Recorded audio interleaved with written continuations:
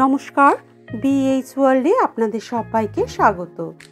আজকাল কোমরের ব্যথা মানুষের জীবনে বড় সংকট হয়ে দাঁড়িয়েছে।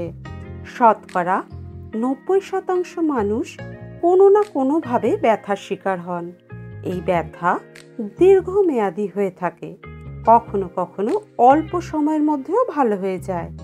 কোমর ব্যথা বিভিন্ন কারণে হতে পারে, যেমন পেশি বা লিগামেন্টে আঘাত লেগে, মেরুদণ্ডে সমস্যা হলে, অতিরিক্ত শারীরিক কার্যকলাপের ফলে এবং আর্থারাইটিসের কারণেও কোমরে ব্যথা হতে পারে।